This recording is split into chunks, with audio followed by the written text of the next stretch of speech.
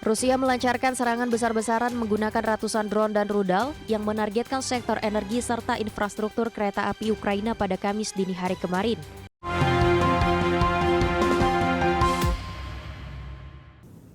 Kita beralih ke informasi mancanegara pemirsa. Rusia kembali melancarkan serangan ke Ukraina dengan meluncurkan 420 drone dan 39 rudal. Serangan kali ini menargetkan fasilitas gas di Poltava serta gardu induk listrik di Kyiv dan Dnipro. Rusia melancarkan serangan besar-besaran menggunakan ratusan drone dan rudal yang menargetkan sektor energi serta infrastruktur kereta api Ukraina pada Kamis dini hari kemarin. Serangan ini mengakibatkan sedikitnya 26 orang terluka, memicu kebakaran hebat, serta merusak puluhan bangunan tempat tinggal di berbagai wilayah. Presiden Ukraina Volodymyr Zelensky mengungkapkan, Rusia melepaskan total 420 drone dan 39 rudal, termasuk 11 rudal balistik, untuk menghancurkan infrastruktur kritis di Ukraina. Meskipun unit pertahanan udara Ukraina berhasil menjatuhkan 374 drone dan 32 rudal, Angkatan Udara Ukraina melaporkan bahwa 5 rudal balistik dan 46 drone musuh tetap berhasil menghantam 32 lokasi sasaran. Adapun fasilitas gas di wilayah Poltava serta gardu induk listrik di Kyiv dan Dnipro menjadi target utama dalam serangan sektor energi kali ini. Selain itu, Rusia juga menyerang infrastruktur kereta api di wilayah garis depan yang mencakup Donetsk, Kharkiv, dan Zaporizhia. Di wilayah Kharkiv, Gubernur Oleksiy Hubo melaporkan sedikitnya 14 orang terluka, termasuk seorang anak berusia 7 tahun. Kota Kharkiv sendiri dihantam oleh 2 rudal dan 17 drone. Sementara itu, Gubernur Zaporizhia Ivan Fedorov menyatakan sedikitnya 10 orang terluka setelah drone Rusia merusak 19 apartemen. Berbagai sumber IDX Channel.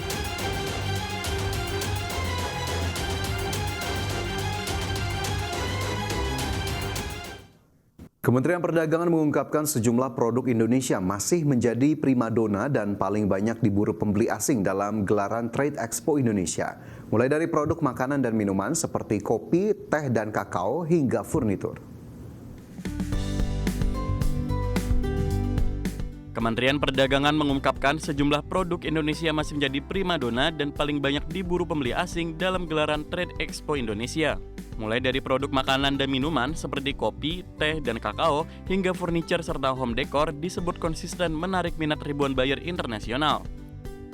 Direktur Jenderal Pengembangan Ekspor Nasional Kemendak Fajarini Puntodewi mengatakan, Trade Expo Indonesia merupakan ajang tahunan yang selalu berhasil mendatangkan pembeli dari berbagai negara. Kementerian Dagang menegaskan, Trade Expo Indonesia bukan sekedar agenda kementerian, melainkan telah menjadi ajang nasional sekaligus etalase utama produk Indonesia di pasar global. Dan percaya diri bahwa Indonesia ini bisa menjadi simpul penting perdagangan dan sudah bisa mensuplai dunia dengan produk-produk yang berkualitas.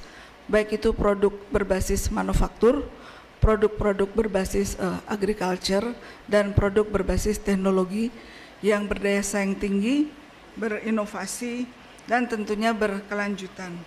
Nah, kita berharap tagline ini akan lebih lama kita pakai, karena saya rasa ini sangat menyentuh dan tepat menggambarkan kesiapan Indonesia untuk mensuplai dunia dengan produk-produk yang berdaya saing tinggi.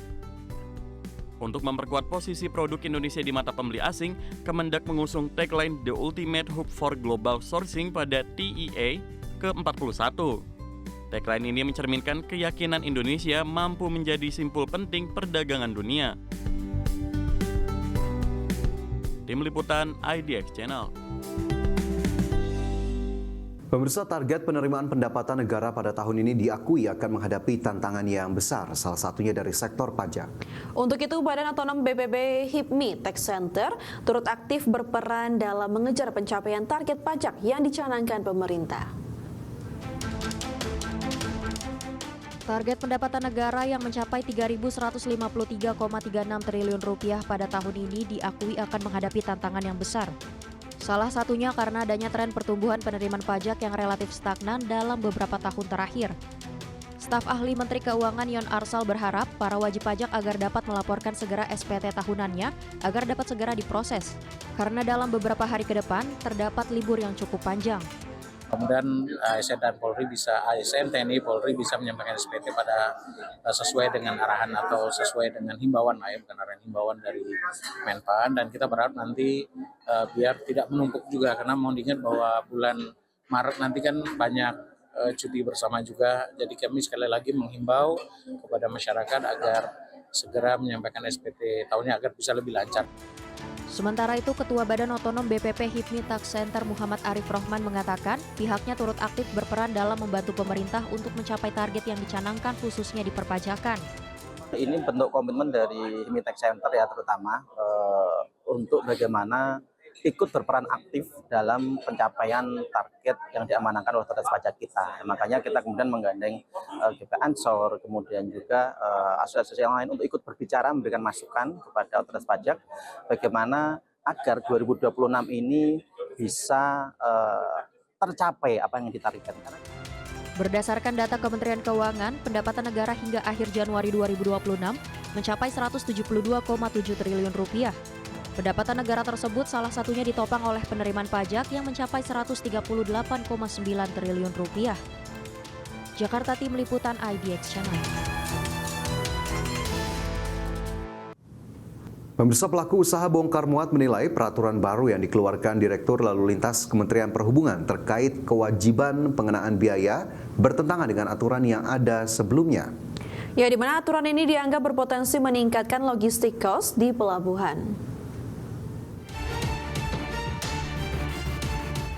Kamar Dagang dan Industri Indonesia menerima audiensi pelaku usaha yang tergabung dalam Asosiasi Perusahaan Bongkar Muat Indonesia atau APBMI. Audiensi ini dilakukan karena adanya peraturan baru yang dikeluarkan Direktur Lalu Lintas Kementerian Perhubungan yang dianggap bertentangan dengan aturan sebelumnya. Salah satunya mewajibkan pengenaan biaya TKBM atau tenaga kerja bongkar muat. Aturan ini dianggap telah meresahkan pelaku usaha dan berpotensi meningkatkan logistik cost di pelabuhan. Para pelaku usaha mengaku pasca pemberlakuan aturan ini terdapat beberapa penahanan kapal yang belum memenuhi aturan baru tersebut. Edaran dari Dilala itu sangat bertentangan dengan aturan-aturan yang berlaku. Sehingga kami minta Kadin untuk membiasakan kami untuk meluruskan aturan-aturan yang benar untuk kelangsungan hidup usaha perusahaan bongkar muat. Beberapa sempat tertahan, bahkan ada di atas 4 sampai 5 hari. Jadi yang kami sampaikan dari APBMI Kalsel adalah minta bantuan advokasi hukum, bantuan agar segera bisa mencabut kebijakan yang diterbitkan dari KSOP atau dari Dilala ini agar kegiatan bongkar muat yang ada di Kalimantan dan pelabuhan Indonesia pada umumnya bisa kembali normal. Terkait permasalahan tersebut, Kadin Indonesia akan berkoordinasi dengan kementerian dan lembaga terkait. Kadin menilai aturan ini menjadi beban pengusaha dan bertentangan dengan konteks penurunan biaya logistik. Dalam konteks penurunan logistik cost, tentu ini sangat berlawanan. Maka dari itu teman-teman meminta Kadin memfasilitasi atau menindaklanjuti hal-hal ini agar supaya diluruskan masalahnya itu. Kami akan berkoordinasi dengan kementerian terkait dan akan mempertanyakan hal tersebut. Bila mana regulasi ini bertentangan dengan aturan dan tidak sesuai dengan perundang-undangan, sekiranya itu harus dihentikan. Karena jangan sampai ini dianggap korupsi berjamaah. Kadin memastikan akan terus menjaga komitmen pelaku usaha agar dapat berkontribusi aktif pada pertumbuhan ekonomi nasional. Jakarta, Ricky Anwardi, IDX Channel. Perundingan terkait program nuklir antara Amerika Serikat dan Iran di Jenewa, Swiss berakhir tanpa mencapai kesepakatan.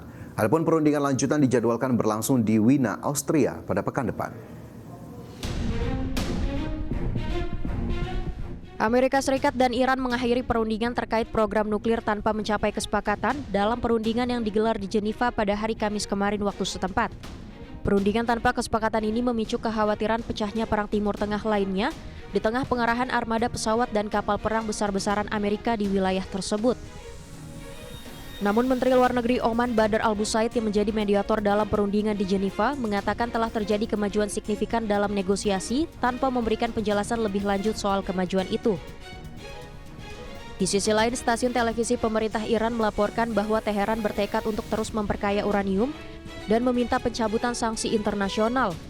Hal ini menunjukkan bahwa mereka menolak tunduk pada tuntutan Presiden Amerika Serikat Donald Trump.